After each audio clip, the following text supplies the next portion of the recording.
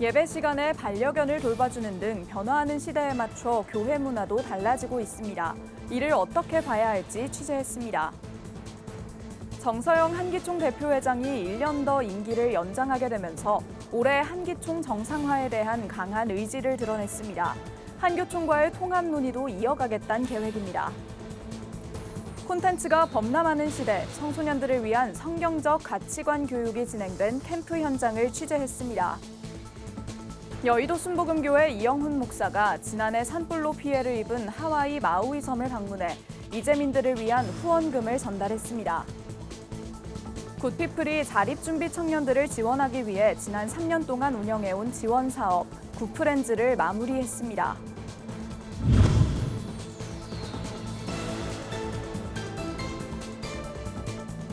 시청자 여러분 안녕하십니까? 굿TV 뉴스입니다. 예배 시간 동안 반려견을 돌봐주는 사역에 대해 들어보셨나요? 또 예배를 드리면서 커피를 마시는 등 최근 변화하는 시대에 맞춰 교회 문화도 달라지고 있는데요. 삶에서 나타나는 크고 작은 변화에 맞춰 기독교 문화 역시 달라지는 것을 긍정적으로 받아들이는 성도들이 있는 반면 서로 다른 의견으로 갈등이 일어나지 않도록 주의해야 한다는 지적도 나옵니다. 달라지는 교회 문화를 장세인 기자가 보도합니다. 귀여운 강아지 사진이 가득한 한 강아지 유치원의 SNS. 흡사 애견 카페를 방불케 하지만 주일 예배 시간 동안 강아지를 맡아주는 안산 꿈의 교회의 반려견 사역 봉사 현장입니다. 한 성도가 반려견이 아파 예배에 오지 못했다는 이야기를 듣고 시작된 이 반려견 사역은 교인들이 주일마다 걱정 없이 예배에 집중할 수 있도록 돕습니다. 반려동물을 키우는 가구가 증가하면서 나타난 교회의 변화 중 하나입니다. 이런 상황에 대한예수교장로회 고신총회도 반려동물에 대한 신학적인 입장을 정리해달라는 요청에 지난 정기총회에서 1년간 연구해 보고하기로 결의했습니다. 신학적 입장을 정리하는 것은 매우 중요한 작업이라고 생각을 합니다. 기후위기 같은 것도 이제 우리가 신학적 입장이 많이 나오잖아요. 바뀐 어떤 인류의 어떤 삶 가운데 나타나는 굉장히 중요한 그 신학적인 작업인 것처럼 많은 설득과 저변의 확대가 이루어지는 거거든요. 지난 23일 목회데이터 연구소에서 발표한 반려동물 실태와 인식 보고서. 교회에서 성도와 반려동물이 함께 예배드릴 수 있는 공간을 마련하는 것에 대해 목회자 760명 중 27%, 목회자 4명 중 1명은 찬성한다고 밝혔습니다. 반려동물 인구 1,500만 명 시대에 교회들도 변화하기 시작한 겁니다. 반려동물뿐만이 아닙니다. 예배 중에 생수가 아닌 음료와 간식 등의 섭취는 금기시했던 예전과 달리 커피 소비가 늘어나면서 또 교회 내부에도 카페를 만들어 사역의 일환으로 운영하는 곳이 늘면서 예배 시간에 커피를 마시는 교인들도 자주 볼 수 있습니다. 최근 미국의 유명 목사 존 파이퍼는 SNS를 통해 예배드리며 커피를 마시는 것이 합당한지 의문을 제기해 논쟁이 벌어지기도 했습니다. 잠깐 커피를 마시지 않는다고 문제되지 않으며 경건함이 떨어진다는 의견과 오히려 예배에 집중할 수 있도록 도움이 되고 경건함은 마음의 문제이지 커피의 문제가 아니라는 의견이 충돌하는 모습을 보였습니다. 기독교 문화 전문가는 시대 요구에 발맞춰 변화하는 것도 중요하지만 이것이 갈등으로 이어지지 않도록 주의해야 한다고 말합니다. 서로가 이야기를 나누고 서로를 설득해가는 과정이 필요하고 갈등을 최소화시키는 것도 기독교의 사명이에요. 내 행위가 다른 사람들과 갈등을 야기한다면 그것을 좀 절제하는 것도 그러면서 관점의 차이가 건강한 이해로 이어질 수 있도록 서로 소통하고 논의하는 시간을 가져야 한다고 덧붙였습니다. 굿TV 뉴스 장세인입니다. 한국기독교총연합회가 제35회 총회를 열고 현 대표회장인 정서영 목사를 차기 대표회장으로 추대했습니다. 정 목사가 대표회장 임기를 1년 더 연장하며 연합기관 통합 논의도 계속 이어갈 것으로 보입니다. 장정훈 기자가 취재했습니다. 한국기독교총연합회가 직전 대표회장직을 수행한 정서영 목사를 다시 선임했습니다. 한기총은 30일 열린 제35회 정기총회에서 27대 대표회장을 선출했습니다. 대표회장 선거는 직전 대표회장인 정서영 목사만 입후보하며 회원들이 박수로 회장을 추대했습니다. 새로운 회기를 맡게 된 정서영 대표회장은 한기총과 기독교의 명성 회복 등 한기총 정상화에 힘쓰겠다고 말했습니다.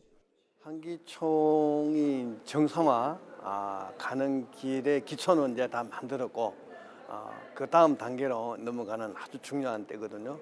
그래서 제가 이번에 연임을 하게 됐는데 한국 교회를 위해서 봉사하는 그 기틀을 올해 확실히 좀 만들고 싶은 생각 갖고 있습니다. 정 목사가 다시 대표회장을 맡으며 한국교회 연합기관 통합 논의도 이어갈 수 있게 됐습니다. 지난해 회기 말 한국교회 총연합과 연합기관 통합에 대한 논의가 성과를 내기 직전 마무리된 만큼 한기총은 올해 안에 결실을 맺기 위한 노력에 주력할 방침입니다.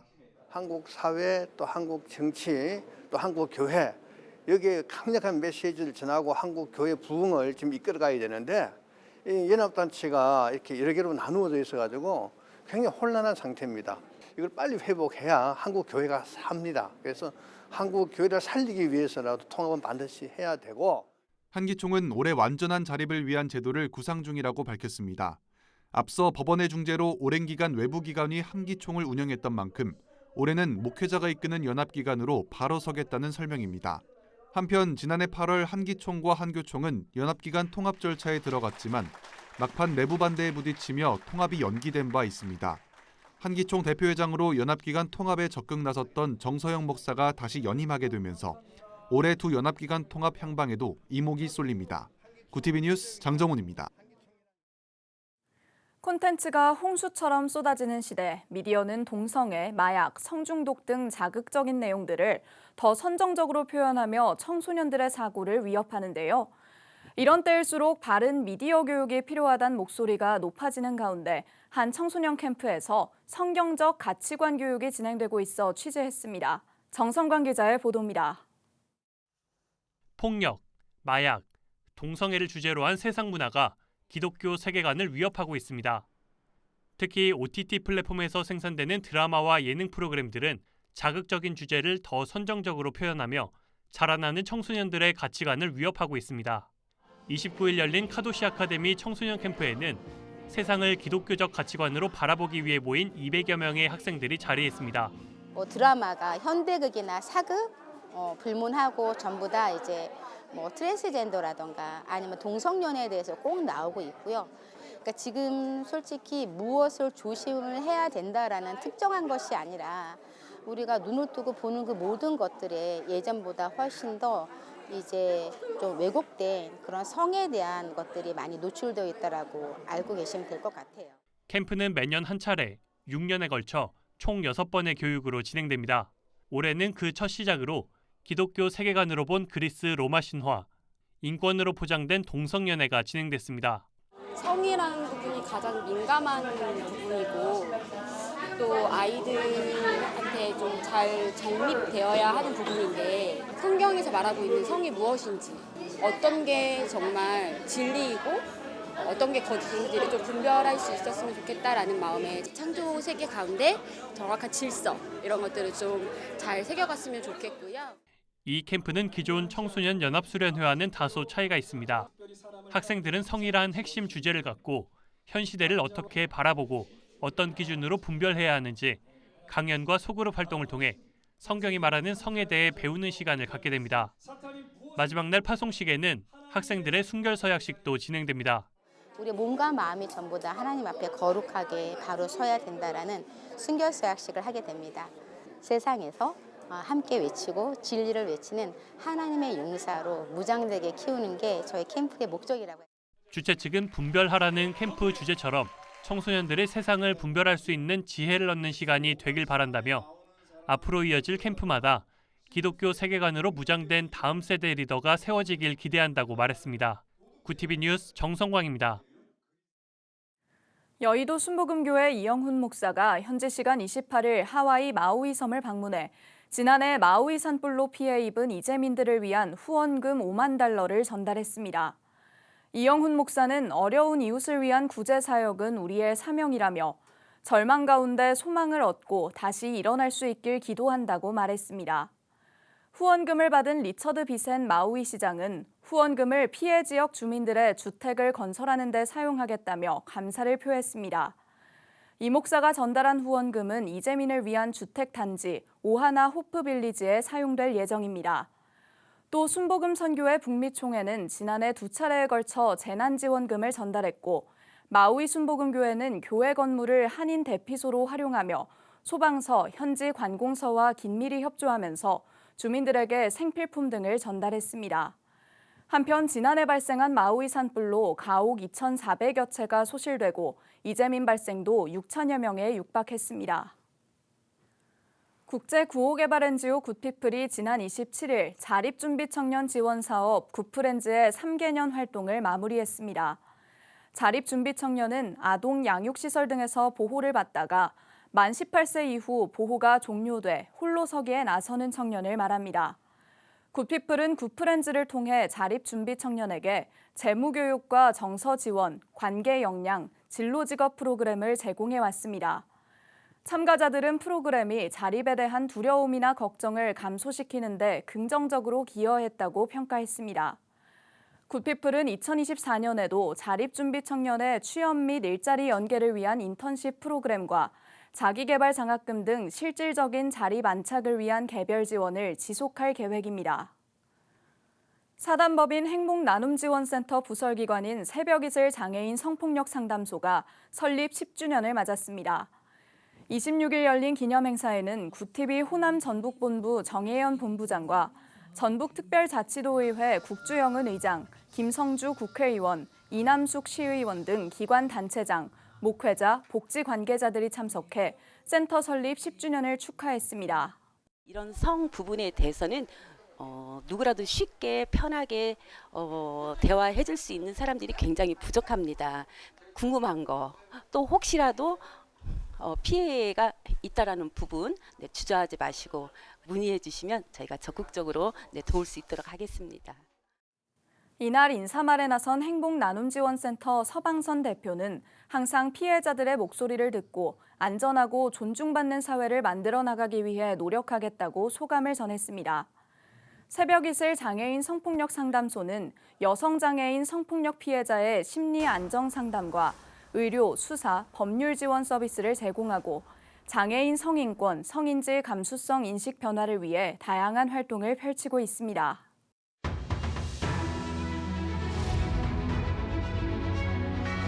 오늘의 이슈 포커스입니다. 정부가 추진해온 플랫폼 독과점 규제 법안인 일명 플랫폼법에 대해 미국 재계가 우려를 나타내고 있습니다.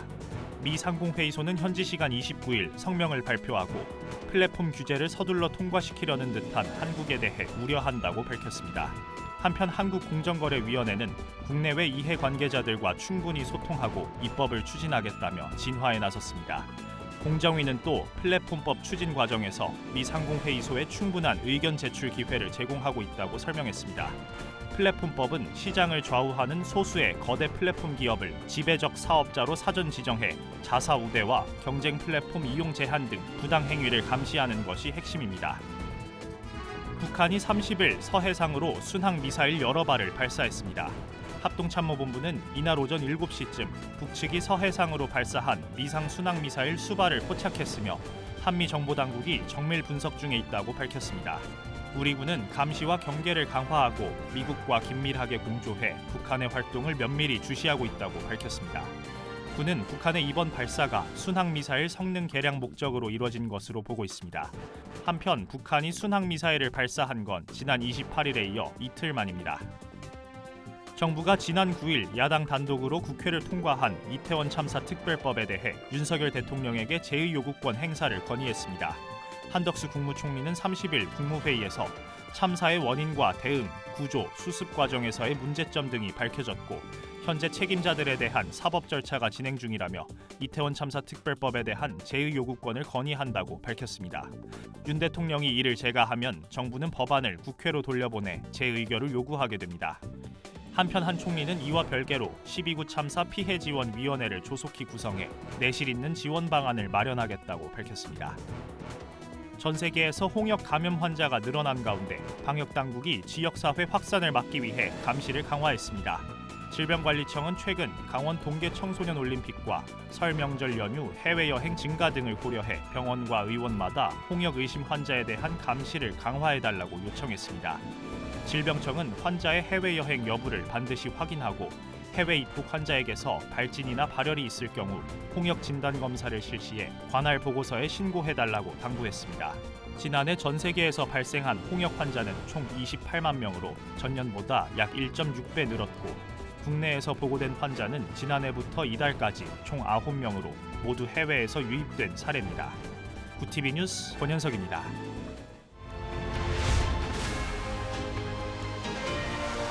구TV 월드와이드입니다. 일본 군마현 당국이 시민단체들의 강력한 반대에도 불구하고 29일 현립공원인 군마의 숲에 있는 조선인 노동자 추도비를 철거하기로 했습니다. 군마의 숲 조선인 추도비 철거에 반대하는 시민의 모임 등 시민단체와 현지 언론에 따르면 군마현은 이날 철거 작업을 개시해 내달 11일까지 끝마칠 계획인 것으로 알려졌습니다.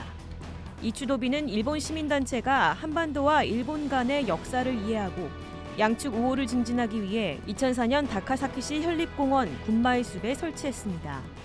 군마현 당국은 2012년 추도비 앞에서 열린 추도제에서 참가자가 강제 연행을 언급했다는 점을 문제 삼아 설치 허가갱신을 거부했고 일본 최고재판소는 지자체 처분이 적법하다는 판결을 확정했습니다. 미국 백악관이 친이란 민병대의 드론 공격으로 중동에 주둔하는 미군 3명이 사망한 데에 대한 보복 의지를 분명히 밝히면서도 이란과 전쟁은 원하지 않는다는 입장을 밝혔습니다.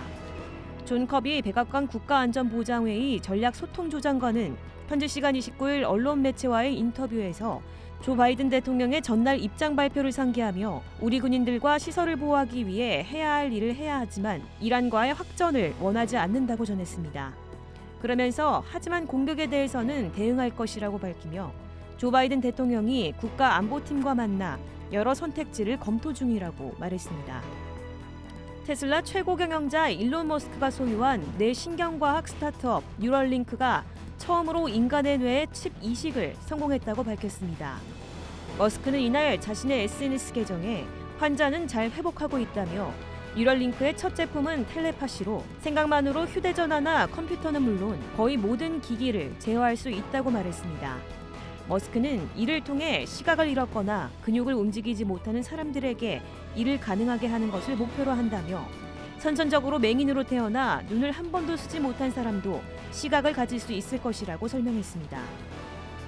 러시아 피겨스케이팅 스타 카밀라 발리에바가 금지 약물 사용이 인정돼 4년간 선수 자격이 정지됐습니다. 발리에바가 속한 러시아 대표팀의 2022년 베이징 동계올림픽 단체전 금메달도 무효 처리가 됐습니다. 스위스 로잔의 국제스포츠 중재재판소는 현지 시간 29일 성명을 통해 발리에바가 국제올림픽위원회 도핑 방지 규정을 위반한 사실이 인정된다고 판정하고 4년간 선수 자격 정지 처분을 내렸다고 발표했습니다. 한편 러시아 크렘린궁은 국제스포츠 중재재판소 결정에 반발하며 항소 방법이 있다면 할 것이라고 전했습니다.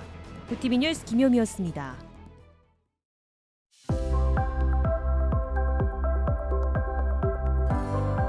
내일도 큰 추위 없이 온화한 겨울 날씨를 보이겠습니다. 대부분 지역의 한낮 기온이 10도 안팎까지 오르겠는데요.